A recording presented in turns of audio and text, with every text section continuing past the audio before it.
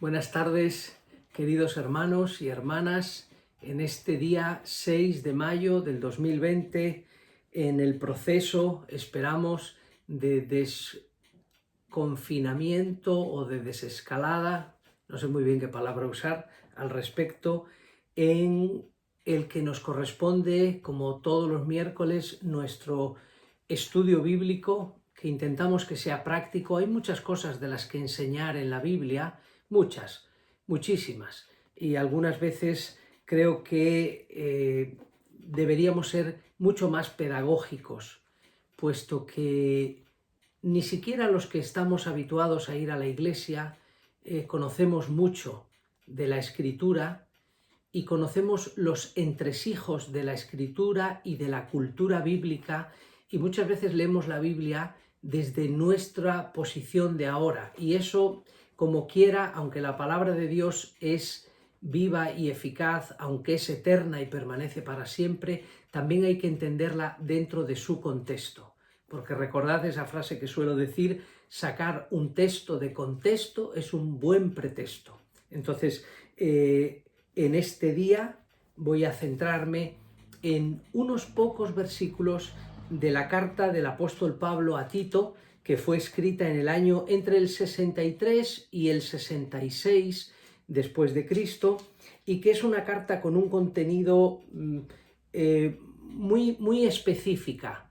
Tito había sido convertido de los gentiles. No es como Timoteo, que tiene una madre judía y una abuela. En este caso él viene de los gentiles, y precisamente es uno de los que Pablo nunca le mandó circuncidarse, porque era claramente las dos iglesias en una, la que venía del mundo judío y la que comenzaba de una manera fuerte y no voy a decir violenta, pero sí irrumpía de una manera poderosísima la iglesia gentil, a la que Pablo había sido destinado por el Señor, a los gentiles. Nosotros un poco somos gentiles, no solo porque no somos de raza judía, sino por nuestra cultura. Nuestra cultura judeocristiana ha sido muy adulterada. Ha habido mucho sincretismo, mucha mezcla de muchas cosas que a veces nos han apartado del verdadero espíritu del Evangelio de la gracia de Dios, que es en Jesucristo. Así que tímidamente, pobremente, porque el tiempo no nos lo deja, pero voy a intentar explicaros un poco después de leer la Escritura. Como digo, esta carta tiene como tres grandes bloques. Habla de las relaciones dentro de las diversas edades de la Iglesia, cómo hay que tratar a las personas mayores, cómo hay que tratar a las ancianas, cómo hay que tratar a los ancianos, cómo hay que tratar a los jóvenes. Pablo le dice cómo debe tratar como pastor, que es Tito, a la diferente gente en función de su edad, y sin perder el respeto, la honorabilidad y todo lo demás que tiene la Escritura. Pero también habla de las relaciones con el gobierno, en el capítulo 2 y en el capítulo 3, y las relaciones entre generaciones dentro de lo que podría ser las obras humanas con el Espíritu Santo. Entonces, si os parece, vamos a leer la carta a Tito, capítulo 2, y leeremos solamente de los versículos 11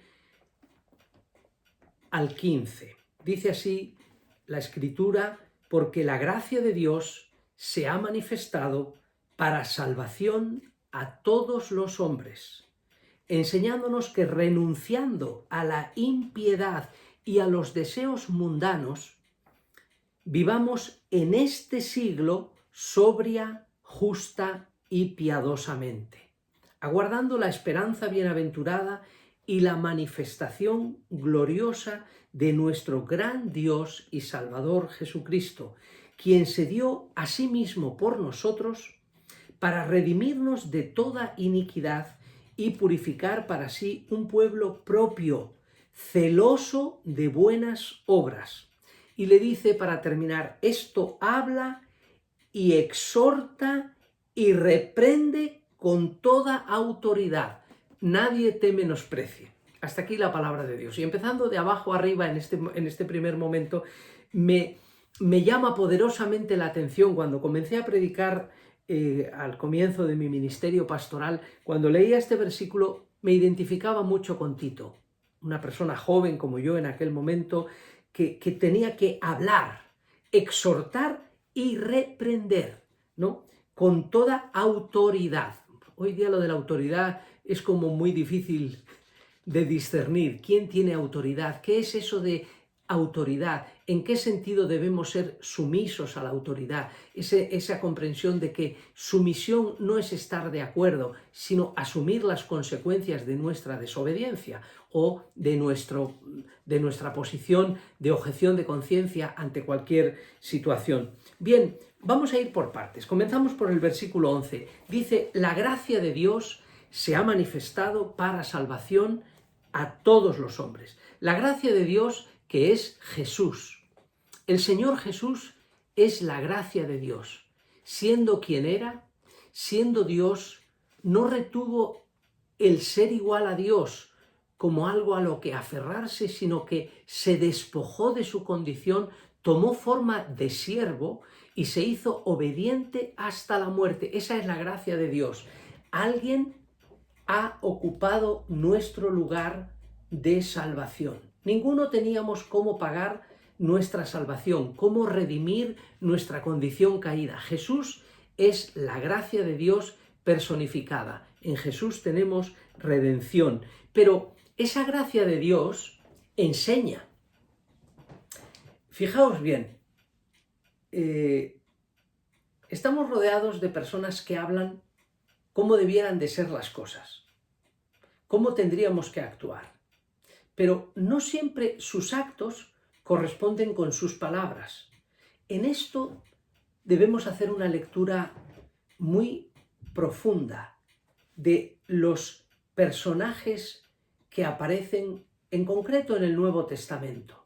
Desde Zacarías y Elisabet, los padres de Juan el Bautista, cómo adoptan la manifestación de Dios en sus vidas, de que iban a ser padres e iban a preparar a un muchacho, a un niño primero, a un muchacho y a un joven que iba a ser el precursor del Señor, enseñándole a vivir de una manera acorde con su llamamiento, acorde con las razones de su nacimiento, acorde con su propósito de vida.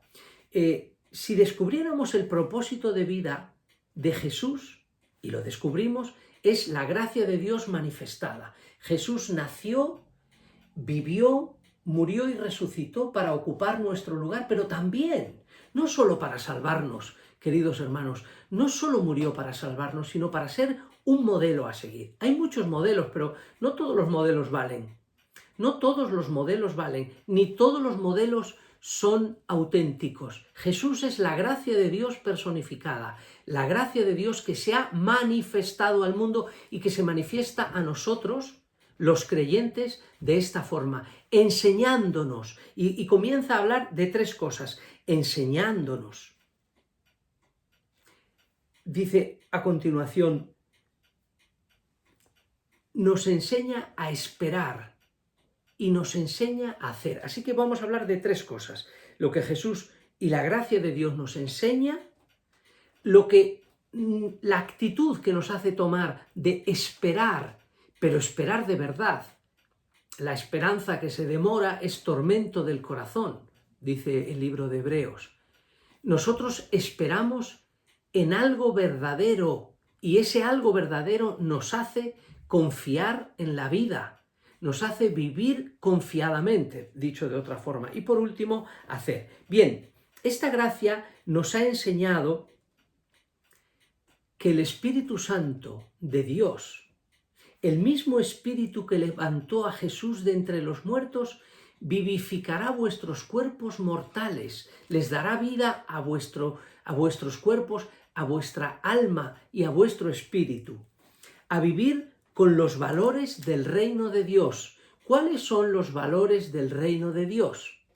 Pues aquí habla algunos, enseñándonos a que renunciemos Hermanos, en una época en la que se le dice a la gente, haz lo que te parezca bien, con tal de que no hagas daño a nadie, Jesús, Pablo, en sus palabras, en la carta a Tito y en otras cartas, habla de renunciar. Alguien que había tenido que renunciar a su condición de ser un miembro importante de la comunidad judía, a ser alguien que había creído que había nacido para defender a la religión y la raza judía, se convierte y Cristo le cambia el rumbo completamente. No te vas a dedicar a los judíos, te vas a dedicar a los gentiles, no te vas a dedicar a defender algo, sino te vas a dedicar a construir el reino de Dios, renunciando a deseos.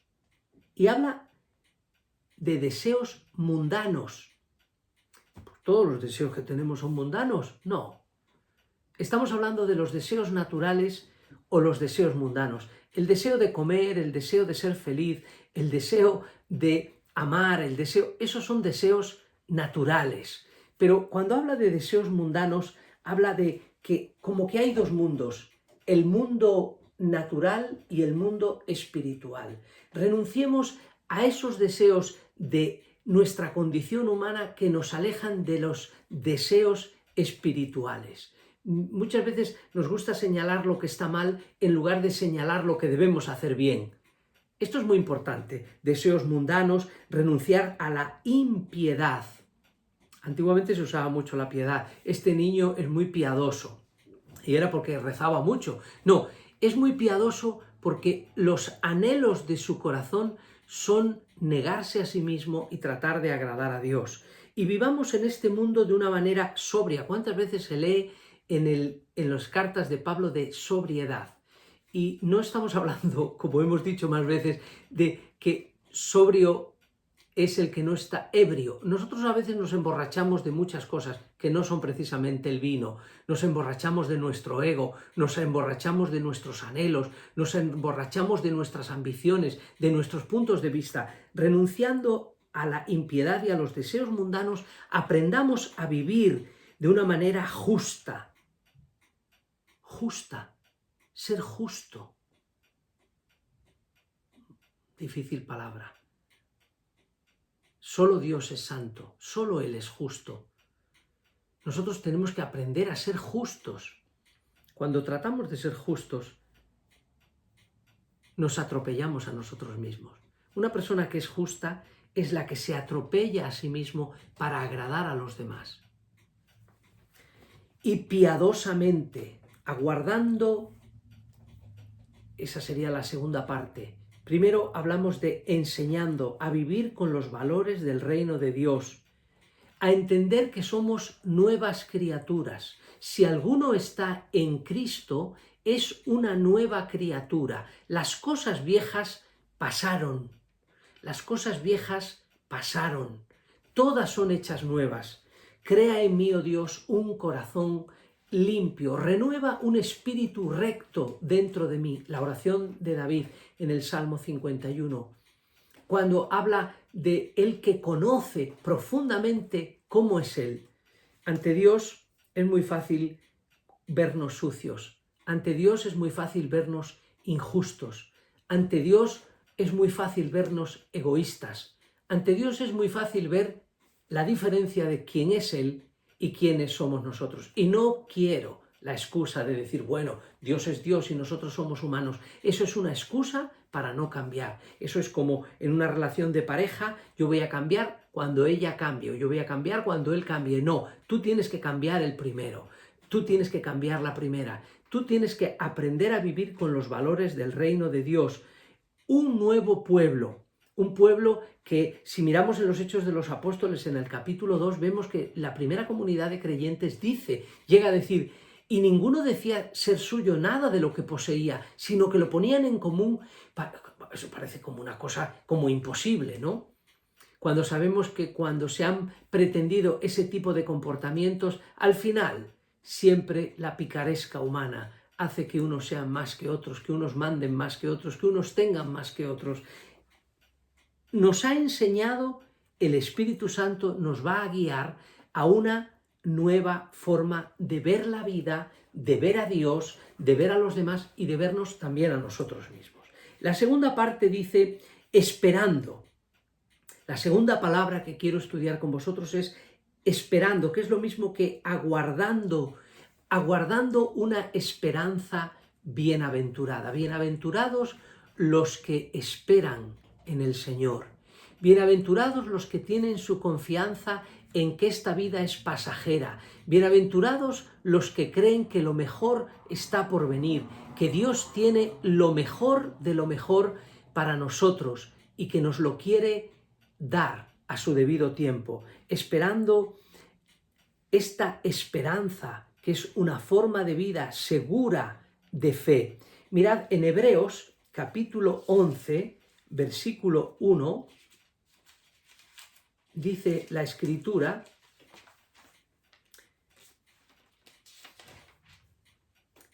es pues la fe, la certeza de lo que se espera.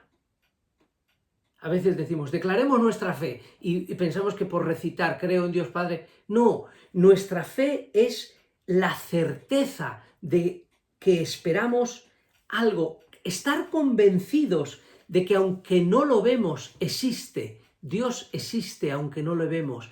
Vemos la grandeza de Dios en sus obras, vemos la grandeza de Dios en los cambios de las personas, que Él toca, que Él salva, que Él regenera, la certeza de lo que se espera. Pero en el libro de Romanos, también, capítulo 12,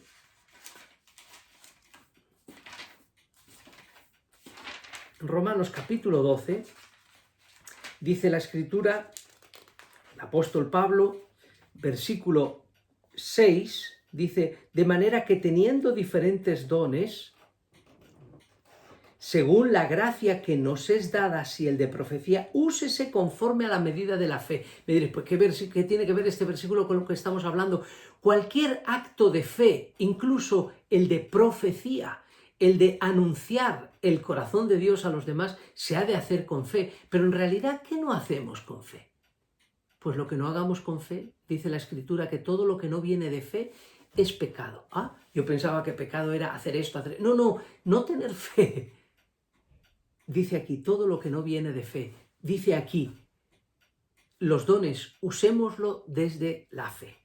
Bien, y la tercera palabra de la que quería hablaros es hacer. En el capítulo 12 del libro de Romanos también leemos, versículo 1, os ruego, hermanos, por la misericordia de Dios, que presentéis vuestros cuerpos como un sacrificio vivo, santo, agradable a Dios. Este es vuestro culto racional, de manera que debemos hacer cosas como se nos enseña aquí, dice, esperando y haciendo, ¿no?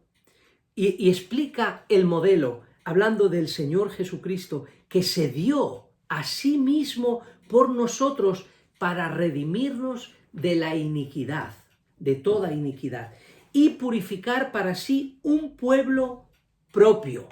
Jesús no quiere tener admiradores, quiere tener seguidores. Jesús no quiere tener gente que le considera magnífico, maravilloso, no, sino seguidores. Seguidores celosos de buenas obras, y dice esas buenas obras que Dios preparó de antemano para que a nosotros andemos en ellas. El profeta dice que escuchó al Señor decir, ¿a quién enviaré? ¿Quién irá por nosotros?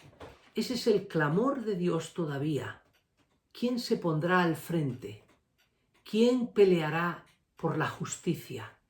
¿Quién peleará por la justicia de Dios? ¿Quién peleará para que haya la gracia de Dios que se manifieste a este mundo? ¿Quién será un modelo? ¿Quién será un ejemplo? Empecemos por esas buenas obras. La esperanza es una forma de vida. Esperar haciendo. Jesús pasó por el mundo haciendo el bien.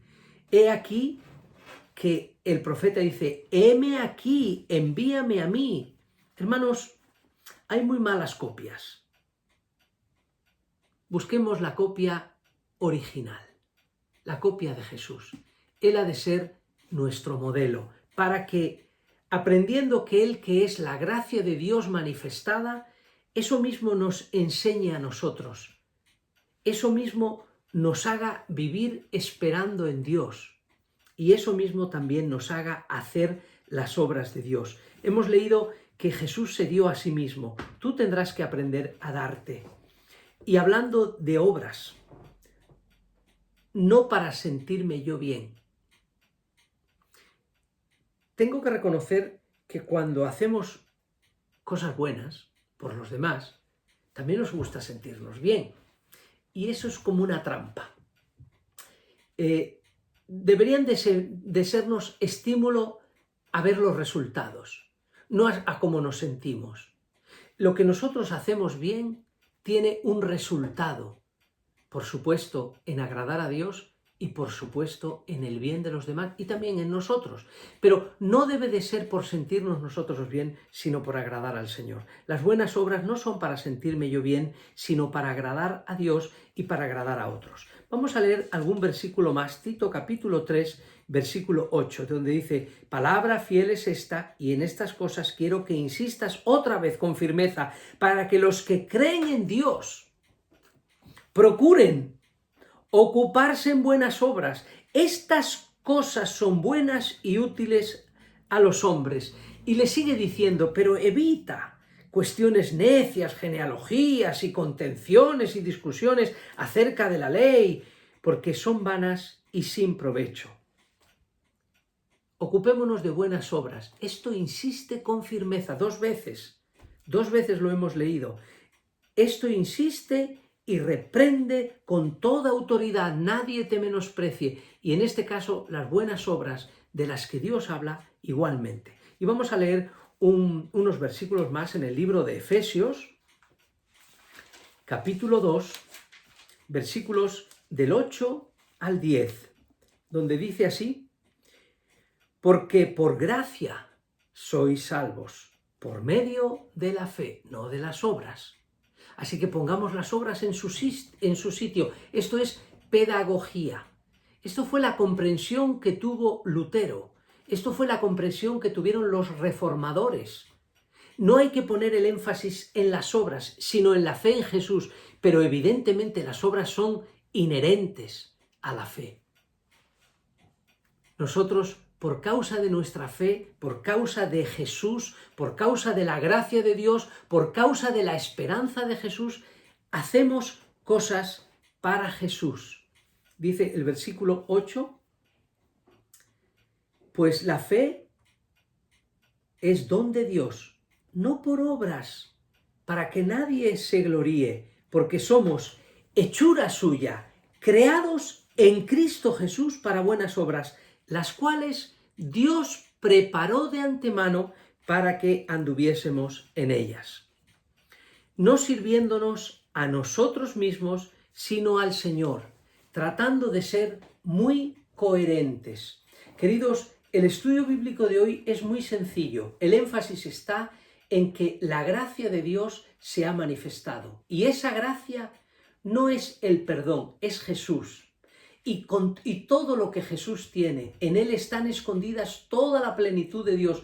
Todo lo que de Dios podemos saber, de Dios podemos sentir, de Dios podemos lograr, está en la gracia de Dios que se llama Jesús. Jesucristo, el Hijo de Dios, nuestro Salvador. Y esa es la enseñanza central. Centrémonos en su gracia, centrémonos en Jesús. Vivamos de una manera coherente, esperando de Jesús todo y haciendo para Jesús todo. Este es el resumen de la enseñanza sencilla de la carta del apóstol Pablo a Tito en el capítulo 2, versículos del 11 al 15. Y puesto que esta es la enseñanza, esto hablo y os exhorto y os reprendo, como me reprendo a mí mismo, con la autoridad no que tengo, sino que Dios tiene, que deposita en su palabra y en nosotros.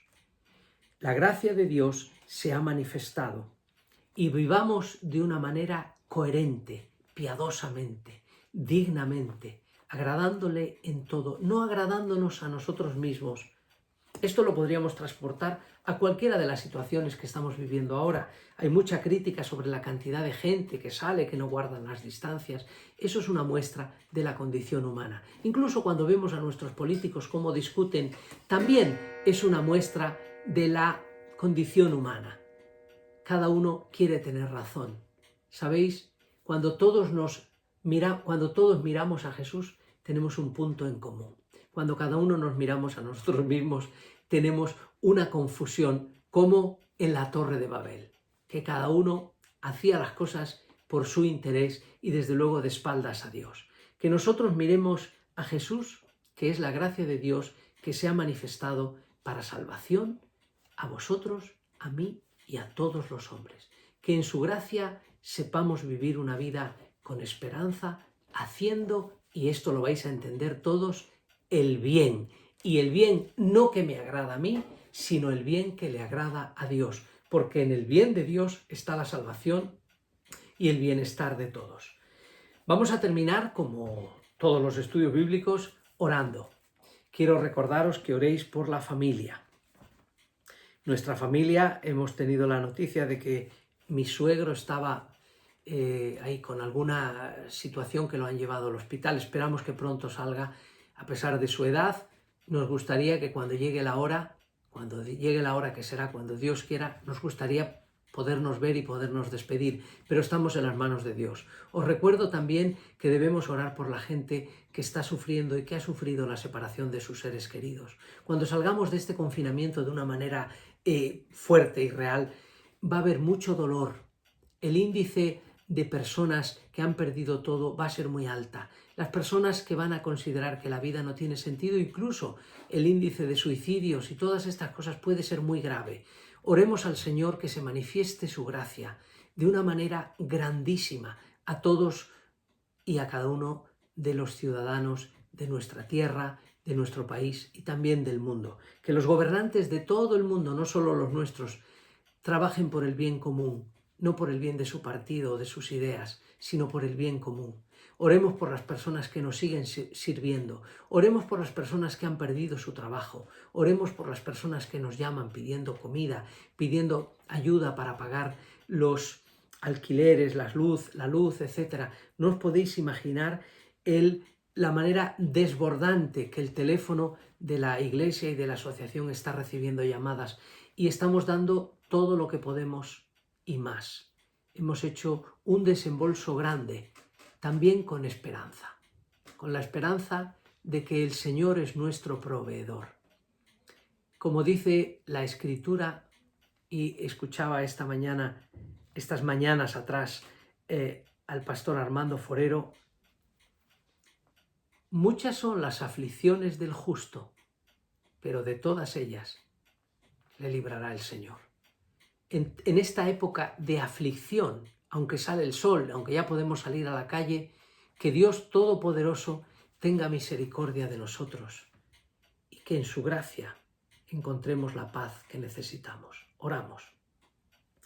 Señor, te damos gracias por esta palabra que nos revela que Jesús es la gracia de Dios manifestada. Te pido por todos aquellos que no han entendido que Jesús es la gracia de Dios. Te pido por todos los que me escuchan y que quizás no han tenido la experiencia de conocer que seguir a Jesús implica no solo recibir su gracia, sino renunciar, desechar y comenzar a hacer otras cosas que antes no eran lo normal. Te pido que tu paz sea la que gobierne nuestra mente y nuestro corazón. Te pido que tu amor nos llene y nos consuele. Y sobre todo, Señor, te pido que seamos hacedores de tu palabra y no solamente oidores, engañándonos a nosotros mismos.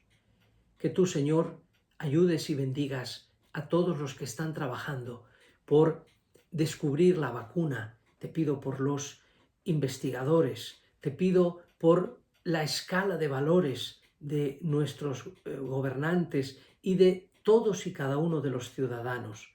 Que no señalemos, sino que nos señalemos a nosotros mismos y veamos en ti la paz, el amor, la gracia y la misericordia que viene de ti. Que tu gracia esté con nosotros, Señor, y que nos bendigas. Amén.